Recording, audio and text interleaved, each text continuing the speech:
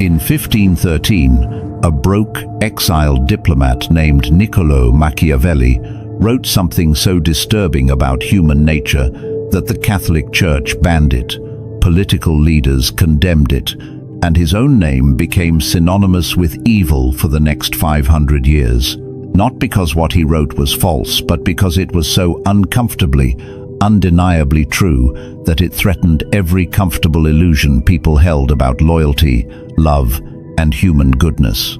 What Machiavelli observed wasn't about politics or princes. It was about fundamental human psychology that operates in every relationship you have right now with your partner, your friends, your family, your colleagues, everyone. And once you understand what he actually documented, you'll never see people the same way again. You'll never trust the same way again. You'll never be blindsided by betrayal again. Because here's what nobody tells you about Machiavelli. He wasn't teaching people how to be evil. He was revealing the evil, or, more accurately, the self-interested nature that already exists in every human heart, including yours. And the people who condemned him did so because they were using the exact techniques he described while pretending to operate from nobler principles. Today we're going deep into what Machiavelli actually observed about human nature. Not the distorted version you've heard about. The real observations that explain why your best friend disappeared when you needed them most. Why your partner's love evaporated when circumstances changed. Why your family's support came with invisible strings. Why your colleagues smiled while undermining you. This isn't theory. This is pattern recognition about human behavior that's operated for thousands of years and operates right now in every interaction you have. The only question is whether you'll see it clearly or keep pretending everyone around you operates from better motives than they actually do. The forbidden observation. Let me read you Machiavelli's exact words, written in exile after being tortured and stripped of everything he'd worked for. Men are ungrateful, fickle, false, cowardly, covetous, and as long as you succeed, they are yours entirely. They will offer you their blood, property, life, and children when the need is far distant. But when it approaches, they turn against you. Read that again. Feel how it lands. Notice the resistance that comes up, the voice saying, "That's too cynical. That's not true of everyone. I'm not like that. My people aren't like that." That resistance? That's exactly what Machiavelli predicted. He wrote, "Everyone sees what you appear to be. Few experience what you really are." Humans are extraordinarily skilled at maintaining public performances of loyalty and virtue while operating privately from pure self-interest. But here's what makes this observation brutal rather than just cynical. Machiavelli included himself in this assessment. He wasn't saying other people are selfish while he was noble. He was saying all humans, himself included, operate primarily from self-interest, and that recognizing this is the only way to navigate reality successfully, the test that proves he's right. Think about your closest relationships right now, the people you're most certain love you unconditionally. Now run this thought experiment. You lose everything: your money, your status, your looks, your health, your abilities, everything that makes you valuable or pleasant to be around. You become a burden rather than a benefit. How many people stay? Be honest. That number, that small, uncomfortable number, is the truth about human loyalty. Everyone else is there for what you provide, not who you are at your core. This isn't a condemnation, it's a description. And once you accept it, you can finally build relationships on realistic foundations instead of romantic delusions that collapse the moment they're tested. Machiavelli spent decades observing humans under pressure in war, in political collapse, in moments where survival depended on loyalty. And what he documented was a pattern so consistent, it might as well be a law of nature. Every human relationship operates fundamentally on self-interest, even when people genuinely believe they're acting from pure love, loyalty, or altruism. This is the core truth that changes everything. Not that people are evil or that love doesn't exist, but that human attachment is always rooted in what the other person provides. The provision might be emotional, practical, social, sexual, financial, or psychological, but it's always there. And when the provision stops, attachment evaporates. Watch this pattern in your own life. The friend who vanished.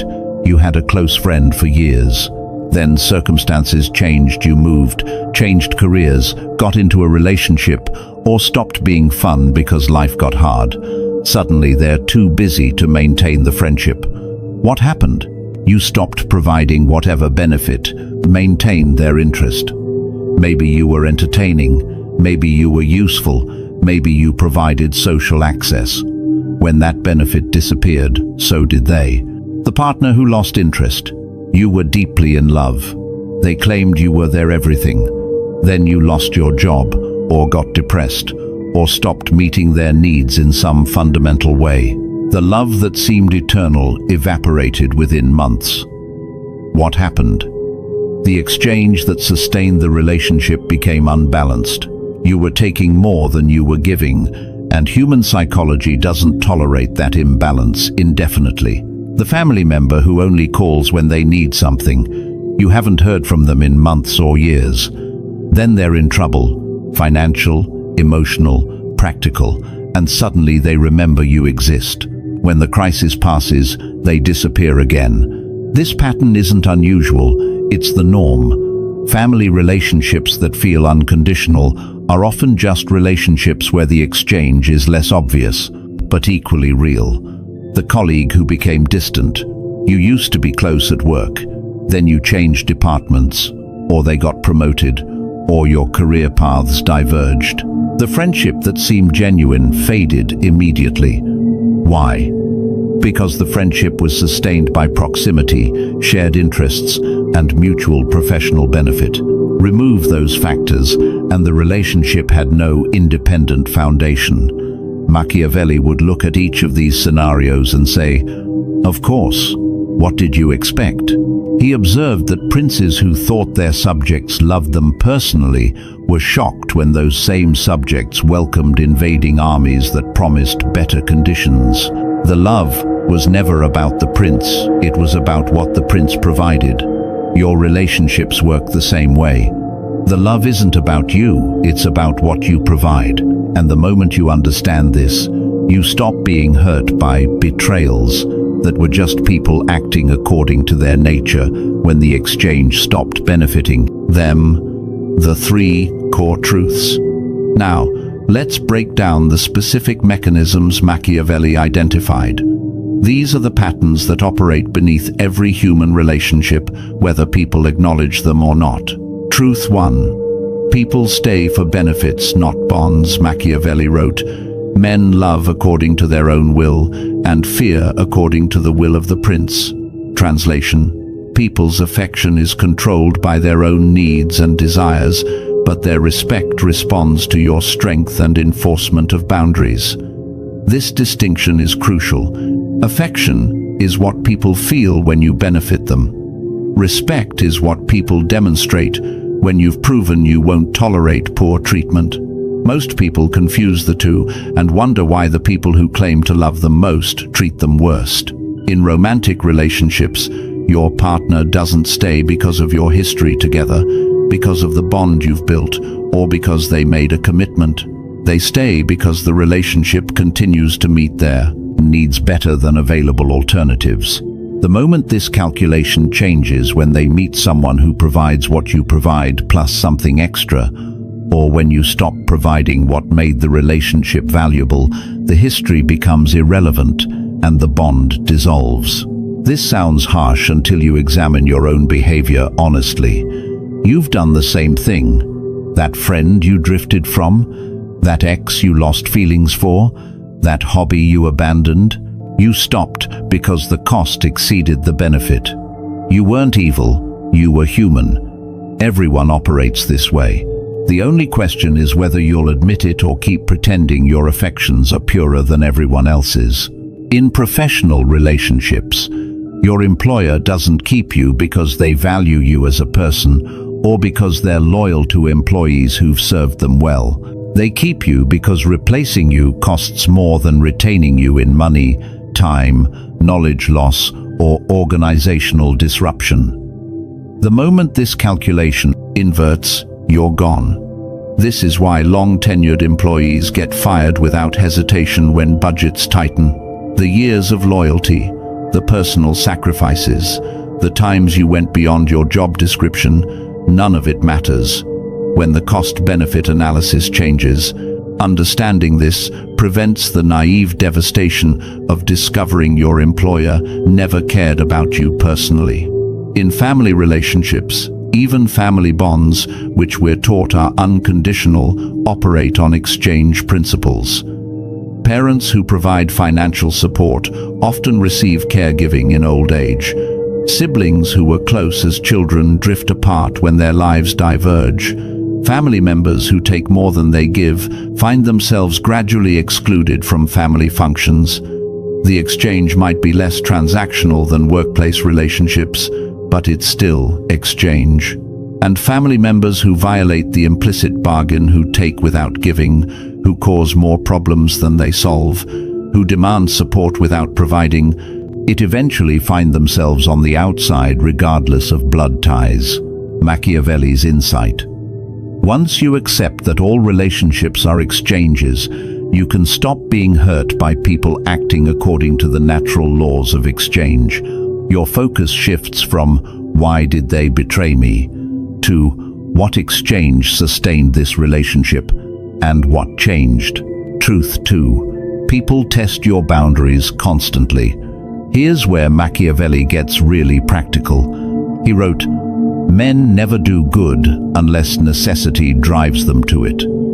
His observation: humans instinctively test boundaries to determine what they can get away with. When they encounter firm resistance, they respect the boundary and the person enforcing it. When they encounter weak resistance or no resistance, they push further. This isn't conscious malice in most cases, it's unconscious behavioral economics. Humans are wired to conserve energy and maximize benefit, which means they naturally gravitate toward taking more and giving less until they encounter consequences that make this strategy unprofitable. Watch this pattern in your relationships. The friend who always cancels plans at the last minute, they're testing whether you'll enforce consequences or just accept it. If you keep forgiving with no cost to them, they've learned they can disrespect your time without penalty. Why would they stop? You're teaching them that your boundaries are negotiable. The partner who speaks disrespectfully to you, they're testing whether you'll tolerate it or establish it as unacceptable. If you argue but ultimately accept the behavior, you've taught them that disrespect works. They can release frustration on you without losing you. That's a valuable service you're providing at cost to yourself. The colleague who takes credit for your work, they're testing whether you'll challenge them or let it slide. If you let it slide once, they've learned they can benefit from your work without sharing the rewards. Rational self-interest says, do it again. The family member who only contacts you when they need something, they're testing whether you'll maintain the relationship despite the imbalance. If you keep giving without requiring reciprocity, you've taught them that unbalanced taking is acceptable in this relationship. The mechanism Machiavelli identified: humans respect boundaries that are enforced, not boundaries that are stated. You can tell people all day what you will and won't accept. What matters is what you actually tolerate when they test those boundaries. This is why the person who's always accommodating, always forgiving, always understanding gets treated worse over time, not better. They've trained everyone around them that poor treatment carries no consequences. Meanwhile, the person who enforces clear boundaries, who will walk away, who will create consequences, who means what they say, gets treated with consistent respect. Machiavelli wrote that it's better to be feared than loved, because fear is based on consequences that don't depend on the other person's feelings or circumstances. They might stop loving you when it's convenient. They won't stop respecting your boundaries as long as violating them costs more than it benefits. The uncomfortable application: every relationship where you feel disrespected or taken advantage of, you're actually allowing. You're teaching people through your actions that they can treat you that way without losing access to you. The moment you enforce real consequences, reducing contact, withdrawing support, ending the relationship, behavior changes immediately or the person leaves. Either way, you win by no longer tolerating poor treatment. Truth 3. Attraction dies without strategic distance. Machiavelli understood something about power that applies directly to personal relationships. Complete accessibility destroys value, and total transparency eliminates intrigue. He advised princes to maintain elements of mystery, to be somewhat unpredictable, and to never be completely available or completely knowable. In modern relationships, this principle operates ruthlessly. The person who becomes completely available, completely transparent, and completely merged into another's life stops being a separate entity worth pursuing and becomes a utility to be accessed. In romantic relationships, this is why relationships often die after the moving in together phase. Not because proximity is inherently bad, but because many people respond to increased proximity by eliminating all independence, sharing everything, being available constantly, and merging their entire life into the relationship. What happens? The mystery evaporates. The person who was once intriguing becomes completely known. The person who was once pursued becomes always available. The separate individual becomes an extension, and extensions aren't attractive, they're utilities. Watch how this manifests. Early in relationships, you both have full lives. You have friends, hobbies, goals, and time apart. You share selectively. You maintain some mystery. The relationship is exciting because you're two complete people choosing to share time together. Then you get serious.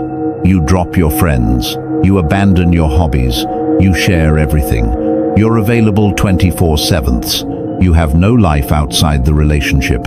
You've gone from being an interesting person they choose to spend time with to being a person whose entire existence revolves around them. The result? They lose interest. Not because they're shallow or cruel, but because you've eliminated what made you attractive. The sense that you're a complete person with a full life who chooses to include them, not someone who needs them to have a life. Machiavelli observed that the prince who granted audiences to anyone who asked became less respected than the prince whose time was valuable and scarce. In relationships, the person who's always available becomes taken for granted. The person who maintains scarcity of their time and attention remains valued. In all relationships, this pattern extends beyond romance. The friend who's always free whenever you call becomes the backup friend you contact when better options aren't available. The professional who responds to emails at 2 a.m. teaches people their time has no boundaries. The family member who always accommodates everyone else's needs becomes the one whose needs are never prioritized. The strategic distance isn't about playing games or being artificially unavailable. It's about maintaining genuine independence, having a life, interests, and priorities that exist outside any single relationship. This makes you interesting because you're not just a reflection of the other person. You're a separate entity worth engaging with. Machiavelli would recognize this as basic power dynamics. The person who needs nothing from the relationship has all the power. The person who's desperate for the relationship has none. By maintaining independence, emotional, social, practical, you avoid desperate dependence that makes you unattractive and guarantees poor treatment. The respect mechanism. Now we reach Machiavelli's most famous and most misunderstood observation. It is better to be feared than loved, if you cannot be both. Everyone focuses on feared and misses the actual insight. Let me give you his full reasoning. Love is preserved by the link of obligation, which, owing to the baseness of men, is broken at every opportunity for their advantage. But fear is maintained by a dread of punishment, which never fails. Translation: people's affection for you depends on you continuing to benefit them, which makes it fragile and contingent on circumstances. But people's respect for your boundaries is reliable because it's based on consistent consequences that don't fluctuate with their feelings or situations. This isn't about making people afraid of you through threats or intimidation. It's about understanding that respect based on enforced boundaries is more stable than affection based on benefits you provide. The practical distinction: the person everyone loves but doesn't respect gets walked over constantly. People enjoy their company but don't take them seriously. They cancel on them without guilt. They ask for favors without reciprocating. They disrespect boundaries because there are no consequences. The person everyone respects, even if they're not universally loved, gets treated well consistently. People might not always want to hang out with them, but they treat them with consideration. They keep commitment.